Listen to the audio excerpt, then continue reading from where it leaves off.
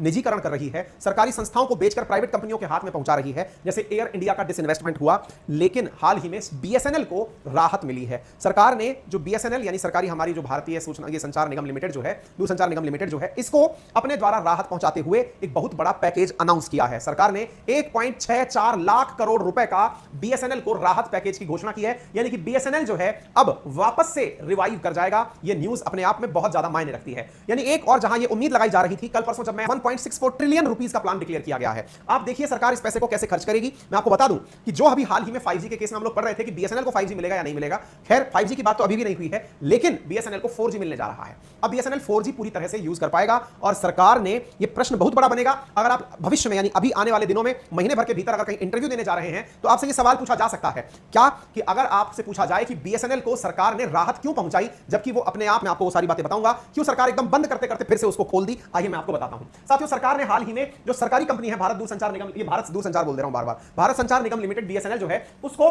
जुलाई 27 के दिन 1.64 लाख करोड़ का पैकेज अनाउंस किया है। इस पैकेज के अंदर कैश कंपोनेंट यानी कि नगद रोकड़ा जो है वो 43,964 करोड़ रुपए का दिया जाएगा, यानी कि इसके पास में एकदम कैश पहुंचा दिया जाएगा। इसके बाद में 1.2 लाख करोड़ का इनके पास अगले 4 साल के लिए नॉन कैश कंपोनेंट। अब आप में से कुछ लोग पूछेंगे ये नॉन कैश कंपोनेंट क्या होता है, कितने हैं, उन स्पेक्ट्रम को सरकार अपनी जेब से खुद पकड़ा देगी, तो ये समझ लीजिए कि वो उतने पैसे का उन्होंने ये सामान इनको दे दिया है, ठीक है ना। जो पैसे से आज हमने कल हमने पढ़ा था कि किस प्रकार से अंबानी जो है वो मतलब लाखों करोड़ रुपए खर्च करके 5G स्पेक्ट्रम परचेज करेगा, सरकार उतनी कीमत का इनको स्पेक्ट्रम फ्री में पकड़ा देगी, तो एक प्रकार से इनके हिस्से में इतने करोड़ का मामला सरकार पहुंचाने की कोशिश करेगी। तो इसके अंदर क्या होगा, इसके अंदर ये जो 1.2 लाख करोड़ जो है ना, इसमें से 4G स्पेक्ट्रम 44,045 ही पकड़ लो जी, 44,993 है, 45 की।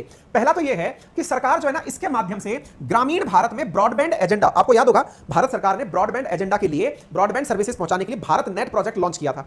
अब वो भारत नेट प्रोजेक्ट जो है वो सरकार की एक तरह से फ्लैगशिप स्कीम टाइप से समझ लो आप। जैसे सरकार ने घर घर सिलेंडर पहुंचाने के लिए, घर घर बिजली पहुंचाने के लिए काम किए, सरकार चुनावों में ये बोल पाएगी कि हमने हर घर फाइबर ऑप्टिक्स का नेटवर्क पहुंचाया। कोई भी प्राइवेट कंपनी इस प्रकार का काम नहीं करेगी जब तक उसको कोई बेनिफिट नहीं होगा। सरकार कर रही है, केंद्र सरकार अपने फाइबर ऑप्टिक्स को बीएसएनएल के माध्यम से ही गांव-गांव तक पहुंचा सकती है। तो सबसे पहला फायदा, सरकार की अपनी मंशा पूरी होती है इसके माध्यम से। नियरली 36% फाइबर ऑप्टिक्स कस्टमर जो हैं अभी वो रूरल इंडिया के अंदर हैं और वो बीएसएनएल के द्वारा ऑपरेट किए जाते हैं। नंबर दूसरा क्या है, प्राइवेट टेलीकॉम ऑपरेटर्स जो हैं वो डोमेस्टिक कंपोनेंट मैन्युफैक्चरर पर डिपेंड नहीं करते। अब देखिए मैं आपको बताता हूं ये क्या होता है। जैसे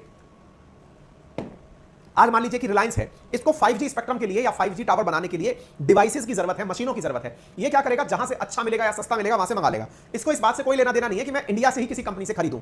बीएसएनएल ने इस नियम को बना रखा है। उसने क्या बना रखा है कि 4G भी अगर मैं किसी देश, अपने देश में कहीं पहुंचाऊंगा तो 4G के लिए जो डिवाइस बनेंगी ना, वो जो डिवाइस हैं वो मैं भारत में ही बनी हुई लूंगा।